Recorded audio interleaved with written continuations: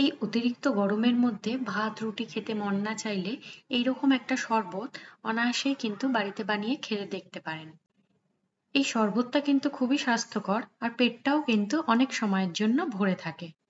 আর যারা একাদশী ব্রত পালন করে থাকে তারাও কিন্তু এই শরবতটি বানিয়ে খেতে পারে। প্রথমেই প্যানের মধ্যে জল গরম হতে বসিয়েছি। জলটা ফুটে উঠলে এখানে আমি হাফ কাপ মতন সাবুদানা দিয়ে দিচ্ছি। সাবুদানাটা মিনিট ৫ মতন এটা হতে দেব। ৫ মিনিট পর এটা প্যান থেকে নামিয়ে সমস্ত জলটা ঝরিয়ে ঠান্ডা জল দিয়ে একবার ধুয়ে নেব। এবার একটা বাটির মধ্যে আমি দুধ নিয়ে নিচ্ছি। টোটাল আমি এখানে ৫০০ দুধ ইউজ করছি। প্রথমে অর্ধেকটা দুধ দিয়ে তার উপর সাবুদানাটা ঢেলে দিয়ে তার উপর দিয়ে বাকি দুধটা ঢেলে দিচ্ছি।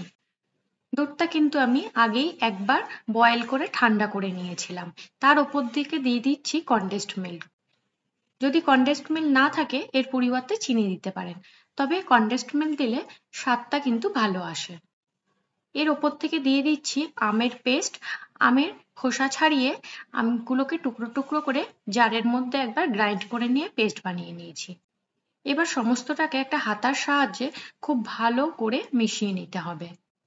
এটা একটু সময় নিয়েই ভালো করে মেশাতে হবে, নয়তো দানা দানা থেকে যাবে। এরপর এর মধ্যে আমি কিছু কাটা ফল দেব। এখানে আমি আপেল, আঙ্গুর আর বেদানা দিচ্ছি। আপনারা আপনাদের পছন্দ মতন ফল এখানে অ্যাড করতে পারেন।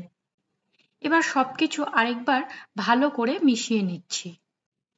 এটা কিন্তু আমি ফ্রিজের মধ্যে ৩০ মিনিটের জন্য রেখে দেবো। তখন কিন্তু এটা একটু গাঢ় হয়ে যাবে, যেহেতু এর মধ্যে সাবু আছে।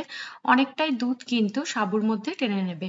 তাই ওপর থেকে আমি একটু বরফ দিয়ে এবার ফ্রিজে আমি আধা ঘন্টার জন্য রেখে দিচ্ছি। আধা ঘন্টা পর আমি দুটো গ্লাসের মধ্যে শরবতটা সার্ভ করে নিচ্ছি। এই প্রচন্ড গরমের মধ্যে এই শরবতটা কিন্তু অবশ্যই বাড়িতে একবার ট্রাই করে দেখবেন। আর যদি ভালো লেগে থাকে আমাকে কিন্তু কমেন্ট করে জানাবেন।